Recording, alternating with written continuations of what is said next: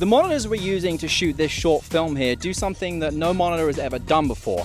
On the back end, they are Android tablets, which opens up a whole potential of things that you could do with these. But it also makes them very easy to use. All of the touchscreen aspects of these is just like using a regular tablet. It's very fast, it's very snappy. All the video tools that you need. You can also record internally directly to these, to an SD card, to an SSD if you wanted to. Now these monitors are called the Accsoon M7 and M7 Pro. And with the M7 Pro, you can actually send and receive your signal as well. Now both the M7 and the M7 Pro also allow you to connect to Wi-Fi, which means if you want to stream directly from these, you can do that. These monitors have a lot of cool features. In this video, which is sponsored by Accsoon, we're going to show you a brief overview of everything they can do. I just need to call out how shiny I am in the video. We picked an incredibly hot day to do this. We're in a heat warning. It's 40 degrees with humidity right now, and it's definitely like 100% humidity. So it is what it is. One interesting thing with these monitors is they actually have an internal storage, so you can record directly to them, or you can put an SD card in or an SSD card in. Let me just show you how you can do that. We can hit the record button right here, and now it's actually recording whatever is displaying on the screen here. So no matter what I change the focus or whatever, it's recording everything. I can then stop the video here, and because it's an Android tablet, it's showing me where it's recorded to. Then go back to the screen here, we go to Files, and we're in video, and I believe it's this one just here, and you can just view immediately what we just recorded. What you could technically do is install something on the back end like Dropbox or Google Drive. You can have it monitor the folder that you have all the videos storing to, and then you could upload those to the cloud once you're connected to Wi-Fi, because both the M7 and the M7 Pro will connect to Wi-Fi as well, and automatically upload all of the video. And because this is also a LUT box, you can bake that footage in with a LUT and have an editor start working on proxies or whatever you wanted to in the back end while you're still shooting. This is one of those things we actually used a ton on set, and both the director and co-director really liked it. This is pretty great because this allows me to film proxies. What would it look and like? I can quickly just rewatch what happened. This is great. You just nice. Okay, this is what instead I'll do. of waiting for the camera department, I can just look at the screen with my co-director and then decide, like, is this working or not? It's pretty awesome. Could you see my feet stepping? What he said. So we're going to go back to viewing, which is in the Accsoon C app, and it'll immediately load up there. So there's not really any delay if you need to come out of the app, which is monitoring, and then go back into it. Now this is the M7, so it doesn't have the wireless capability, but if we go over to the Venice over here, this has the M7 Pro attached to it. Now right now, this will only receive a signal, but there's an update coming later on in the year that will allow this to physically send a signal out, so another M7 Pro could receive that signal, or if you're using their Cineview 4K system, this can send and receive HDMI signals as well. So you can see the potential of how you can use these monitors to send to a director's monitor, like we have wirelessly set up right now. Now the Venice is going to be our A camera for this, and we have SDI going into the M7 Pro. This is SDI and HDMI, which is really nice. And then this is wirelessly sending the signal to the Cineview 4K here, or Cineview Master 4K, sorry, which is showing our shot right here with the Blazer 25mm Mantis lens on right now. Now the Cineview Master 4K system allows you to use Accsoon's technology with any monitor that is out there that takes an HDMI or an SDI signal, but it's really useful for when you want to send a signal and keep the rig down. So if we're mounting to a car, we don't need to have a big monitor on there, but we still want to send a signal to the M7 Pro. This is a great way to do that. Now the Cineview Master 4K and both the M7 and M7 Pro is backwards compatible with Accsoon's previous models, including the Cineview 2 SDI, SE, HE, and Quad. Got the Kofi cup, hold in the system. Don't have it tethered, so if this video doesn't come out, it's Kofi's fault, because this fell off and broke.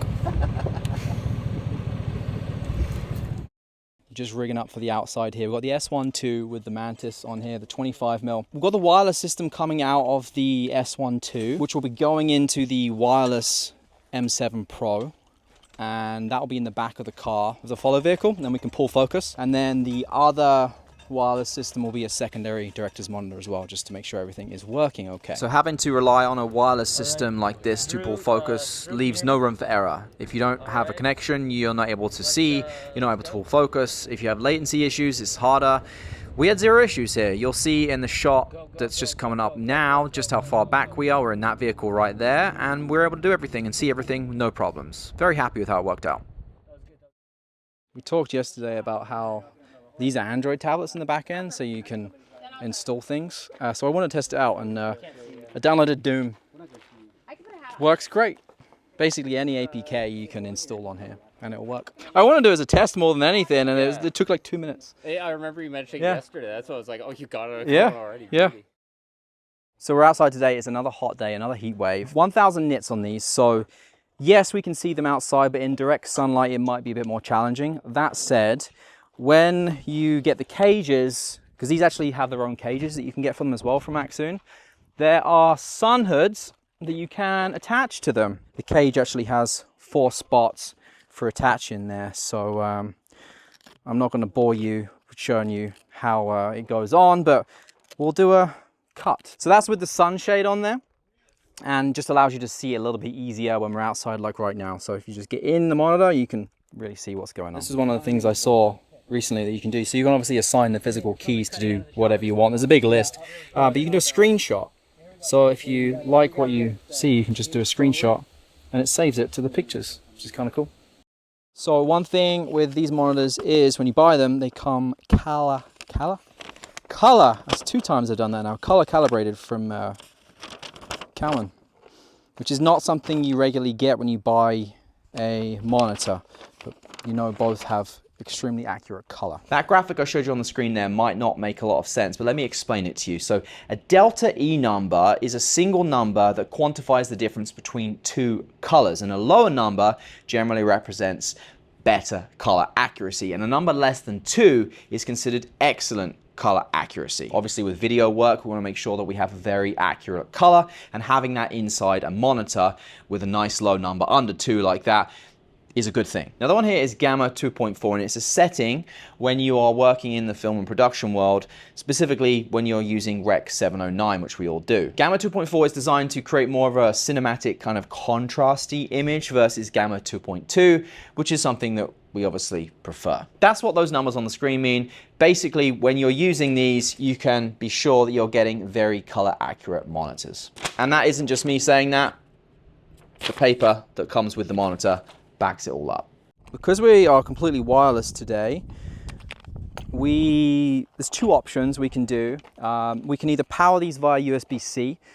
We'll put the DJI power system in the back of the car that we're following with, and we'll just run these through PD, power delivery, USB-C. We could also go DTAP to USB-C, or we might run batteries. Now, I was using these batteries yesterday. These are small rig batteries. They're huge MP ones. What are the size of them? 10,500 milliamp hours. And we had these on the wireless system. So one of these yesterday, we had it running the whole day on the Venice. And at the end of the day, this was at 68%. So that was like 8-hour shoot. No problem running off one of these batteries. So the battery consumption on those is really good. You can also do 2 MP batteries, and it's hot swappable. So you can run 2, and it actually has a battery icon at the top right that shows you the battery power. And if you see one's about to die, you can just plug another one in, take the other one out, and it won't interrupt the power. That's what hot swappable means.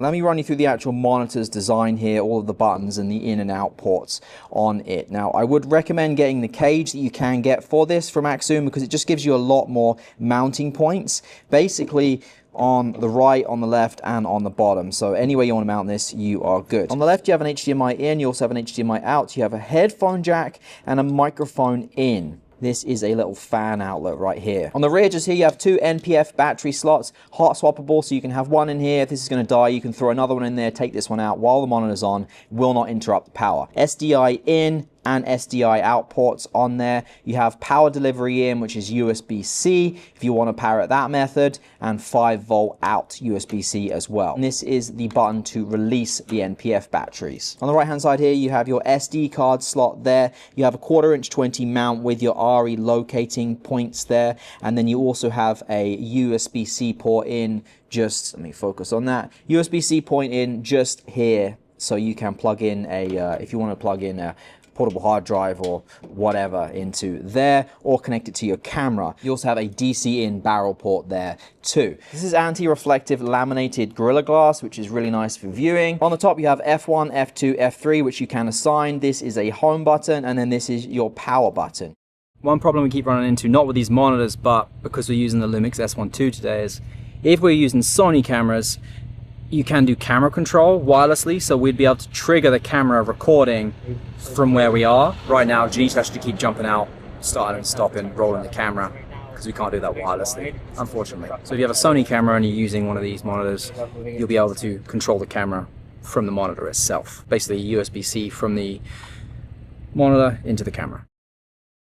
In terms of the UI, you can see here it's very snappy to use. Now right now we are set up to have this as a receiver, but if we want to change it to a monitor, we can go into the mode here and then tap monitor, and it will just change this. It's going to reboot, and when it reboots, this will now be a monitor. Let's run you through all the menus right here with this nice infinite loop as I'm recording the screen and it's being displayed on here at the same time. So the work mode that we're in right now is the monitor, but of course this can be a receiver, which we just were a second ago, and you can change this to a TX in the future when the firmware update comes out. This is the input. Obviously you can go from HDMI to SDMI, you can change the resolutions there. The output, because this has a pass-through HDMI as well, you can tap on this and change the resolution there. It's very nice to go between everything. It's just kind of like using an iPhone. You just drag it to where you want it, hit confirm there. You can change the frame rate and the pixel format in there as well if you wanted to. In terms of calibration, this is everything on the menu here. You can completely calibrate this monitor how you want it. If you want to add a LUT there, it will go right to the root, the files,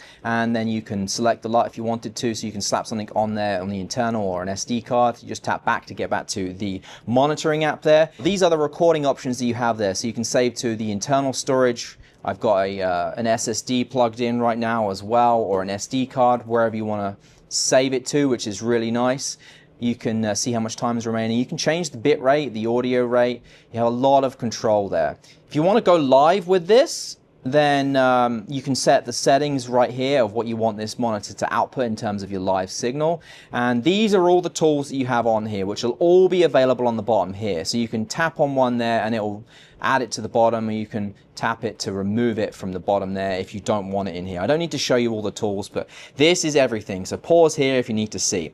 Now you can of course change the 3 physical keys on the top here to do different things if you wanted to. You can just tap on that right there and then change this to whatever you want. So let's say we wanted to turn the waveforms on and off, hit confirm. Now that was number 1, so if we tap number 1, it'll turn the waveforms on and off. And of course you can move these all around, and it's really nice that you can do this still having the menus here up as well.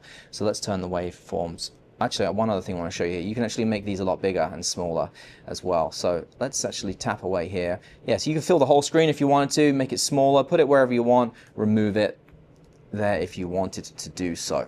Device status shows you the temperature there. You have a fan mode control. You can change the speed if you want to. You can back up and restore your entire device's settings. You don't need to see that. And if you have a Sony camera connected to it via USB-C, you have camera control on here and some settings to change that. So that's everything in terms of your settings. Now you'll see these other things that you can tap on up here. Now they are just part of the same menu that we're just in. It just gives you quick access to your output there, your input, your color space, how much storage you have there if you want to record, because it's obviously internal storage. If you had a camera connected for camera control, that would be your options right there. If you want to go live, you can just tap live there, and as you can see, you have 3 sets of settings that you can save to the physical monitor. So if you want to go live to Facebook, you can type in your URL and your stream key. You also have YouTube, Bilibili, or a custom one there, so you can take and go live wherever you wanted to. If you want to record your screen there, you can just tap and tap again to stop it.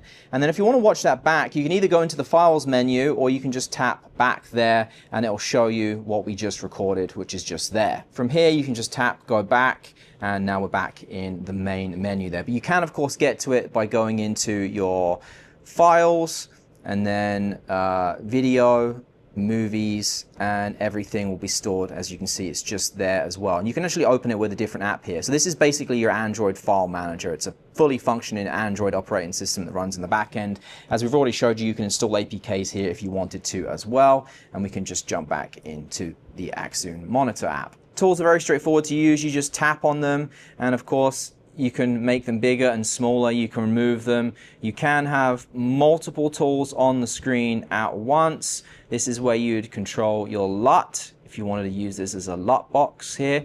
And you can actually see you can control the settings for all of the individual tools there as well. I'm not going to go through it all here. So if there's something you want to see specifically, you can just pause the screen, And obviously lots of desqueeze options in there as well, which is really nice. You can also do a custom one, which is something you don't often see on tablets. Sorry, on monitors. I keep calling this a tablet. It technically is a tablet. So there's your grid display, overlay. Scroll down here so you can see there as well. Lots on here all at the same time. So you're often limited with other monitors by using multiple tools at once. You can do a ton on here all at once if you wanted to. I keep tapping the actual screen because I have this set to an angle. So that's all your tools inside there. You can of course rotate this as well, and you have access to your settings for all the video tools just by tapping down there. Well, I think we're done shooting for the day now, and that is probably the end of this video. Thank you for watching. If you want to see some videos coming up soon with the new Mantis lenses, the S1 II, those are going to be coming up in the next couple of weeks. Thanks for watching. I'll see you in the next one. Take care.